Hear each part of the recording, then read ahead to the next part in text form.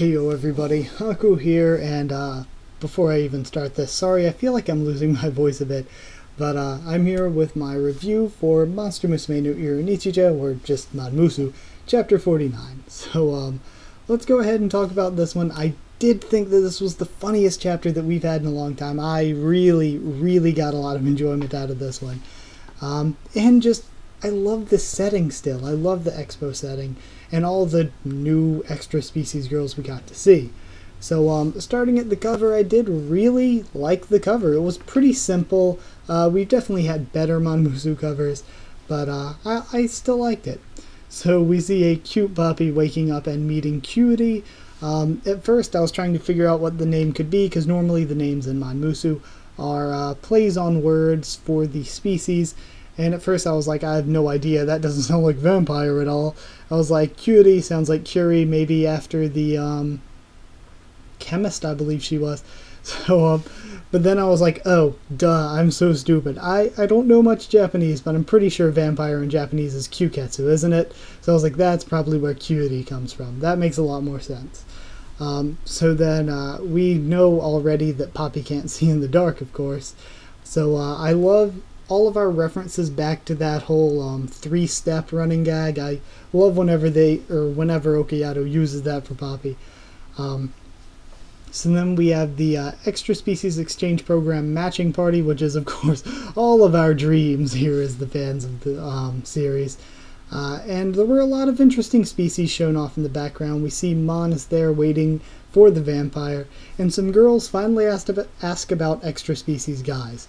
Now, we still don't get to see any. I mean, not that I really care in that way. I just think it would flesh out the universe a little to throw something in there for the ladies.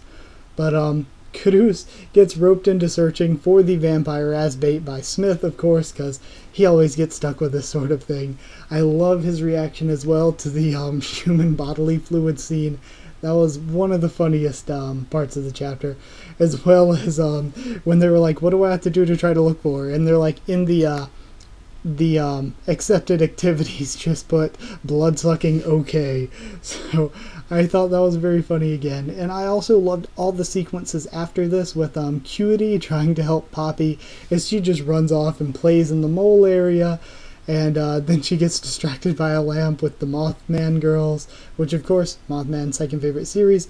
And before that with the mole area, Mole Men confirmed in the Manmusu universe. She then plays in the mummy sarcophagi and with the owl harpies.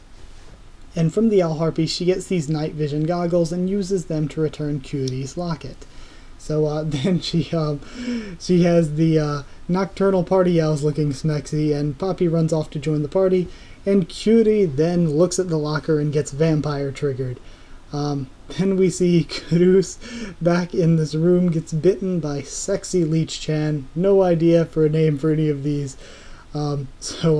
Leech-chan seems to be very popular with the Reddit comments from what I've seen for this chapter. A lot of people liked her, and I get why. I think Leech-chan was adorable. I really am attracted to the leather suit she was in, but the best part for me was her little mitten hands where she doesn't have fingers. She just has like a thumb and mitten hands. I thought that was very cute.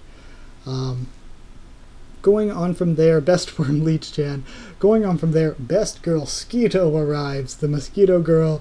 And of course, you guys know I think insect girls are the best. Moth girls are my second favorite species, my first favorite being bee girls.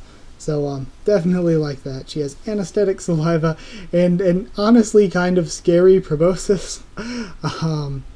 And, of course, that would also, even though I say she's best girl, it would leave a giant itchy mosquito bite, which is not exactly a preferable thing. Then we see the Lamprey Mermaid, another really great and unique character design from Okayato, but definitely, for me, the weak link of the three, even though I do like the design. And then, of course, we have Caduce's best reaction face ever. Every time, if I go back through and try to read through this chapter again, or to take notes or anything, every time I see that face, I just lose it. That is the best reaction face I have seen.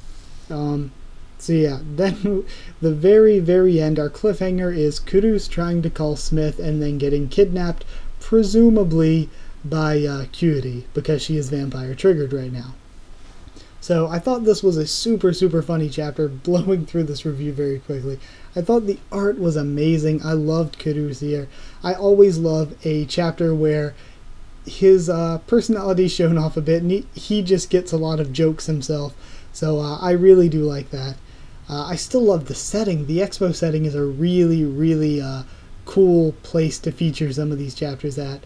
The Bloodsucker trio, Click Click, I feel like they got enough screen time that they can return in the future as sort of recurring characters like Cathal or Marino. They didn't get that much screen time, but they got enough that I really, really hope that they can return as recurring characters. I would love them to join the recurring character cast. Mosquito Girl, best girl from this chapter. Cutie, Cutie's okay. One other thing that seems interesting though, Cutie, when she talks to Poppy, we see, and she takes the locket or whatever, we see that she has hands. And before, when she bit Zombina, she had her wings wrapped around her and had wings. So what I'm wondering is, does she have wings and hands separately? Or do her arms turn into wings when she gets vampire triggered? So, yeah, very, very interesting there. And I liked all the Poppy and Cutie friendship stuff as well. I thought that was very good as well. So, yeah, Cutie also seems very, very kind when not vampire triggered. She does not seem like the scary, dangerous person that Kira or Kino made her out to be. Also just thought with the Bloodsucker trio, I believe it was last volume we got the secrets pages made for Kino, and it was Kino and Kyoto we got secret pages for. So maybe for this next volume we can get one that's Cutie and one that is the Bloodsucker trio, except like all three of them together, sort of like how Okiato did the Farm Girls, or Liz and Kinu. Kino and Kinu. Those two names are far too similar. But yeah, so yeah, like that. But overall, this chapter as a whole, I think I've given my thoughts on it pretty well. I'll give it 9.5 Bloodsuckers out of 10, just because, as a comedy, it worked so very well. I thought it was one of the funniest chapters I've read in a long time, and I honestly love the setting. So that is it for this chapter's review. Hopefully I'll get to talk about some more Manmusu in the near future, as I am still working on that top 28 Manmusu waifus video. And hey, if the Bloodsucker trio and Cutie join the sort of recurring cast, then next time I make a video like that, we'll have at least 32. So yeah, that is it. I hope you guys enjoyed. Like if you did like this video, and comment down there to tell me what you thought of this chapter and tell me what you thought of my thoughts on it, even though they were pretty brief this time. I felt like I had a lot more notes than what this turned out to be in a video. Either way, subscribe for more Manmusu and a ton of other things on the channel. Follow on Twitter as well. Try to keep you updated there for stuff on the channel. And I'm also counting down some honorable mention waifus for the top 50 anime waifu video. That is it. So thank you so much for watching once again, and I'll see you all next time.